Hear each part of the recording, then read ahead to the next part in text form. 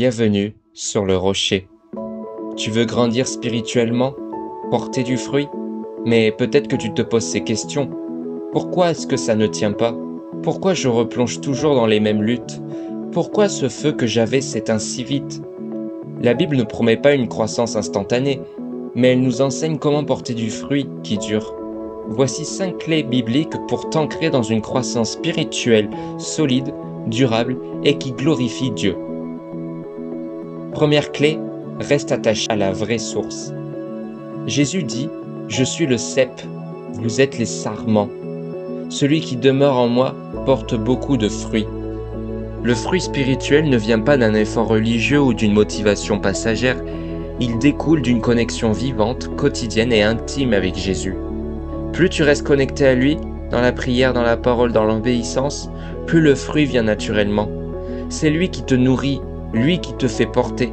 Sans lui, tu t'épuises. Avec lui, tu fructifies.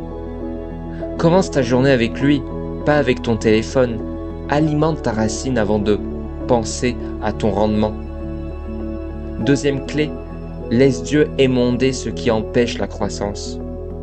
Toute branche qui porte du fruit, il l'émonde afin qu'elle en porte encore plus. Dieu coupe, mais il ne coupe jamais pour blesser. Il coupe pour libérer.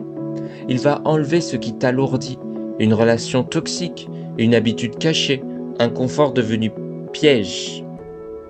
C'est parfois douloureux, mais c'est le processus de sanctification. Refuse d'appeler perte ce que Dieu appelle taille. Il prépare ta prochaine saison de croissance. Prie, Seigneur, montre-moi ce que tu veux émonder. Même si ça me coûte, je choisis la croissance. Troisième clé, recherche la transformation intérieure, pas l'apparence extérieure. Le fruit de l'esprit n'est pas une performance religieuse. C'est un changement profond, une œuvre intérieure.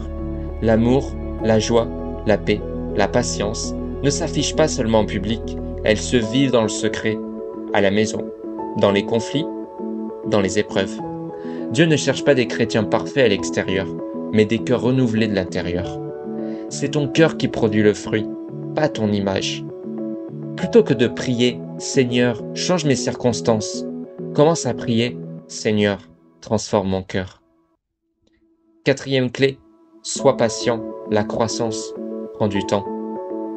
Un arbre ne donne pas des fruits en 24 heures. Il faut du temps, des saisons, des racines. De la même manière, ta croissance spirituelle passe par la persévérance dans les disciplines simples, mais puissantes. Lire la Bible chaque jour, prier, méditer, obéir, aimer, même quand c'est difficile. Ne méprise pas les petites choses. C'est souvent dans la fidélité silencieuse que Dieu bâtit les fondations les plus profondes.